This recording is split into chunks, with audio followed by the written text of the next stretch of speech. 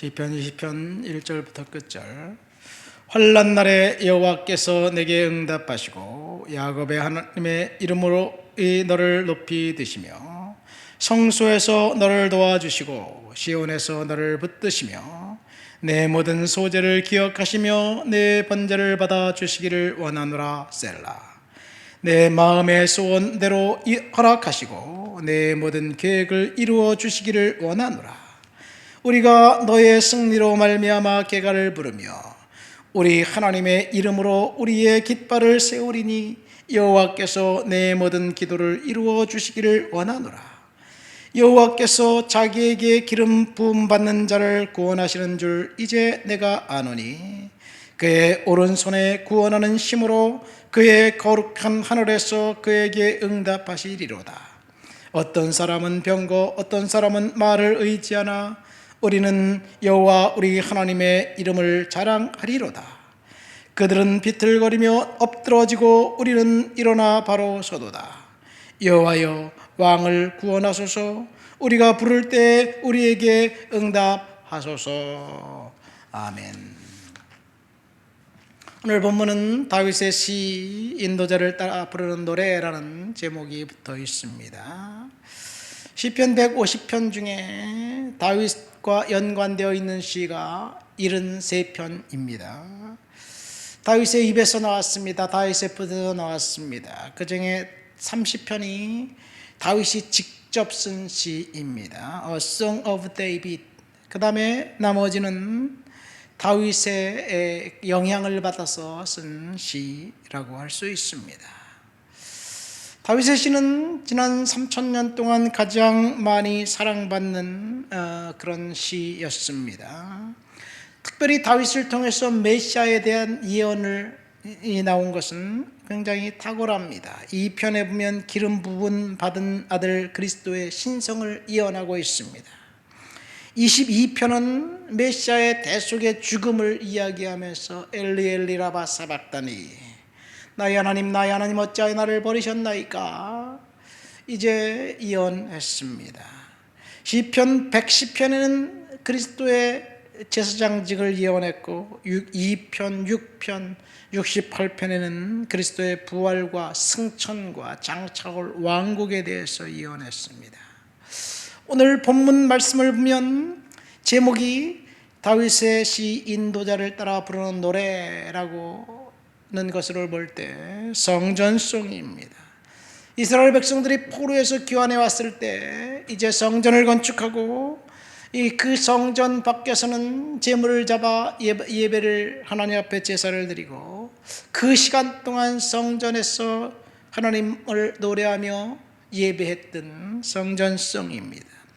바울은 시와 찬미와 신령한 노래로 서로 화답하라 이 말씀을 볼 때 성전에서 있었던 일을 기억하면서 그런 말을 했지 않은가 생각됩니다.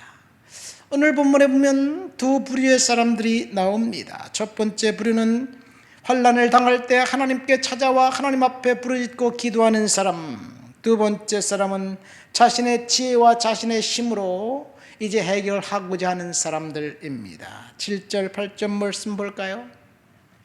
어떤 사람은 병거 어떤 사람은 말을 의지하나 우리는 여호와 하나님의 이름을 자랑하리로다. 그들은 비틀거리고 엎드러지고 우리는 바로 일어서도다.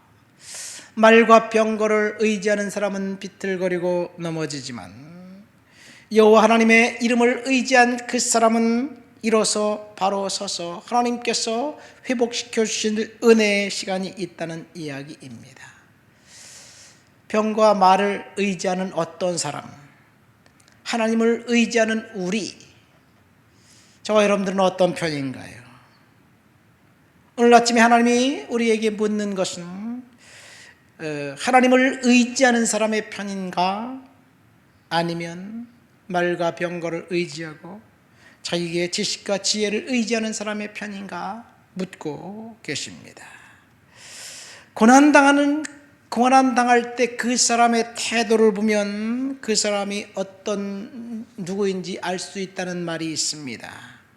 데일 카네기라는 사람이 쓴 책에 보니까 아름다운 이야기가 나와 있습니다. 인생 법칙이라는 책에 이런 얘기가 나옵니다. 뉴욕에 살고 있었던 델마 톰슨이라는 여성이 있었습니다. 1차 대전 당시 남편이 군인이었기 때문에 캘리포니아주 모하비 사막에 이제 육군 훈련소에 배속되었습니다. 남편을 따라 거기에 갔더니 정말 열악했어요. 모든 것이 싫었습니다. 집 주변은 황량한 사막이었고 선인장 그늘에서도 45도가 넘는 뜨거운 태양이 내려치고 폭염 때문에 나갈 수도 없고 황량한 모래사막에 바람이 부는데 입에도 모래가 들어오고 먹을 음식에까지 모래가 씹힐 지경이었기 때문에 도저히 살 수가 없는 거예요. 말 통하는 사람이 없습니다. 인디안과 멕시칸들 뿐이에요. 그래서 남편이 출근하면 집 속에 들어가서 이제 꼼짝 안 하고 두문불출하고 있다가 도저히 안 되겠다, 여기를 탈출하든지 그래야 되겠다. 그래서 너무 상심해서 친정아버지에게 편지를 썼습니다. 아빠, 내가 이곳에서 산다면 차라리 죽는 게 나을 것 같습니다. 너무나도 절망스럽고 너무나도 힘듭니다. 그런데 장황한 편지에 아빠가 딱 2줄의 답장을 보낸 거예요. 그 2줄에 어떤 내용이냐면, 두 사람이 감옥 속에서 창문을 바라보고 있었다. 한 사람은 진흙탕을, 한 사람은 별을 보았다. 요 딱 2문장만 보내고 아무런 그 답이 없는 거예요. 그래서 그 2문장을 읽고 또 읽었습니다. 그러자 갑자기 자신이 부끄러워지기 시작한 거예요. 나는 지금까지 스스로 만들어 놓은 감옥에 갇혀 있었구나. 나는 진흙탕만 바라보았구나. 그래서 별을 바라보기로 결정했습니다.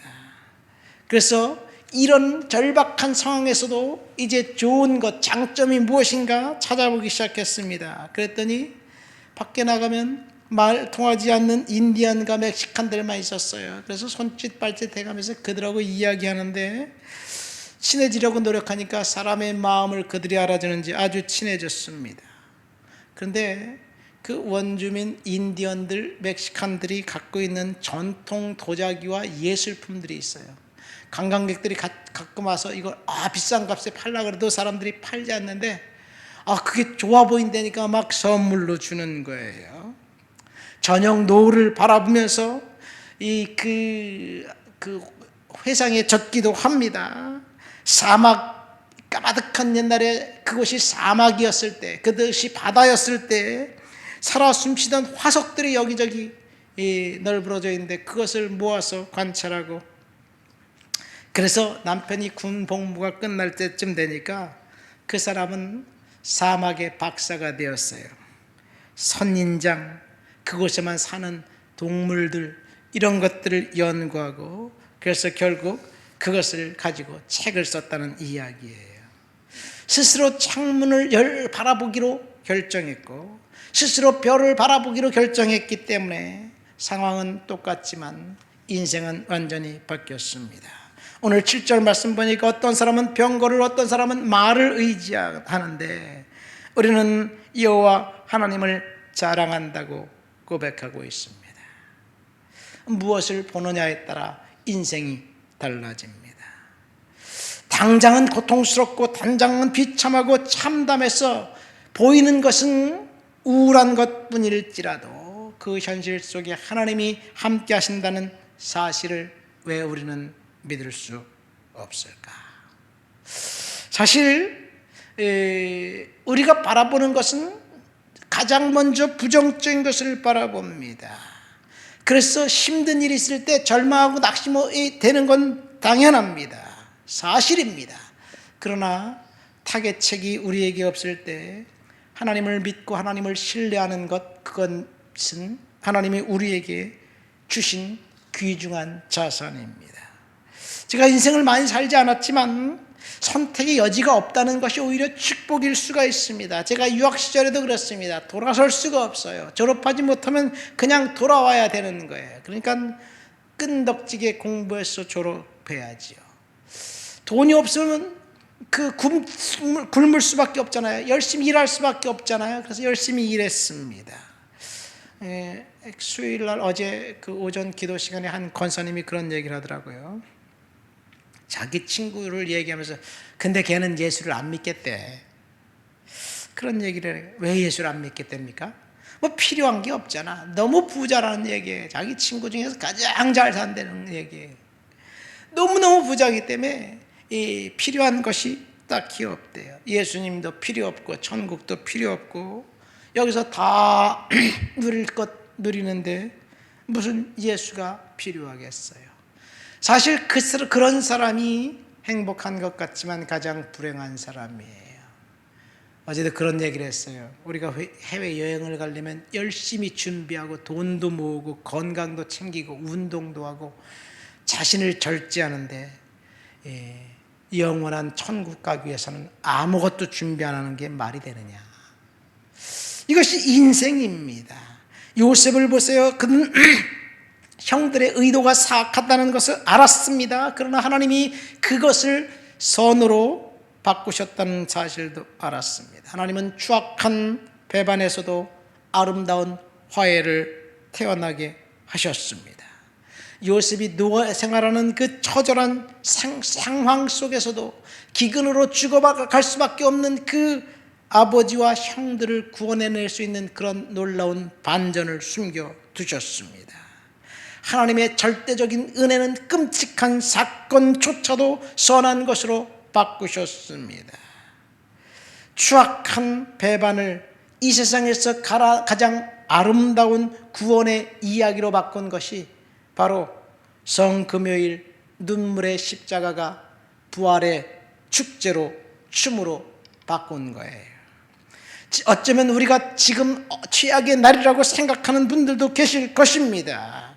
그렇습니다. 아직 우리의 인생은 힘든 상황들이 우리 앞에 있고 회복될 기미가 보이지 않고 예측이 불가능할지라도 슬픔을 춤으로 잿더미에서 아름다움을 바꿔주신 하나님을 우리는 믿고 의지하며 살아간다면 요셉처럼 하나님의 은혜가 저와 여러분들에게도 임하게 될 줄 믿습니다.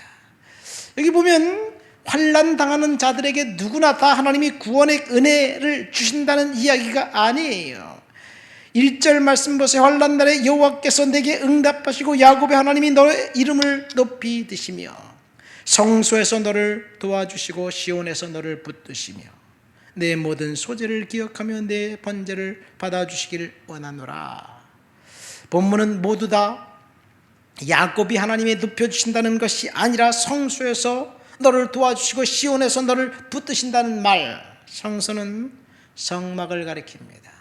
성막은 세 개로 구성되어 있습니다. 첫 번째 성전뜰입니다. 그것은 성도들이 이스라엘 백성이면 누구나 다 갈 수 있는 곳, 거기에 양이나 소나 염소를 갖고 가서 잡고 북쪽에 있는 이제 그 제단에서 불을 피워서 하나님 앞에 드리는 제사 드리는 장소가 있는 거예요.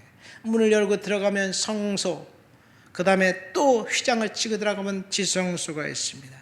성소에는 제사장만 들어가고 지성소에는 대제사장만 1년에 딱 한 번 들어가요. 밖에 성전 뜰에서 제물을 잡은 번제를 드린 그 제물을 태우고 그 피는 성소에 들어가서 하나님의 제단에서 뿌립니다. 이것이 성소예요.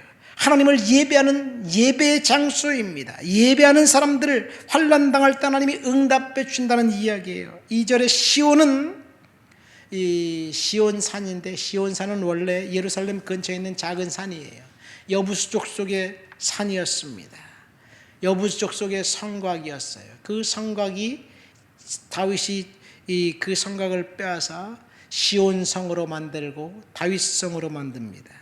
이 시온이 유명해진 이유는 다윗이 법궤를 이제 갖고 와서 그 시온산 성에 있는 그 장막에 법궤를 보관했기 때문에 그래요. 그리고 그 시온산에 있던 법궤는 솔로몬이 예루살렘 성전을 건축하고 성전으로 옮겨놨고 시온은 나중에 예루살렘 성전이 되고 그 다음에 예루살렘이 되기도 합니다. 이 역시 하나님 앞에 예배하는 자를 말합니다. 소재와 소재를 기억하시고 번제를 받아주신다는 말은 이스라엘 백성들이 아침에는 번제를, 저녁에는 소제를 항상 드렸어요. 하루에 2번을 경건한 성도들이 드렸습니다.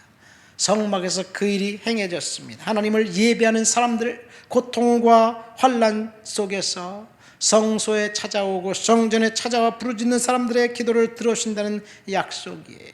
오늘 말씀, 우리는 환난 당할 때 하나님만 바라보고 믿음으로 살기를 예수님의 이름으로 축원드립니다. 어떤 사람은 말과 병거를 의지하지만 우리는 하나님만 의지한다는 이야기.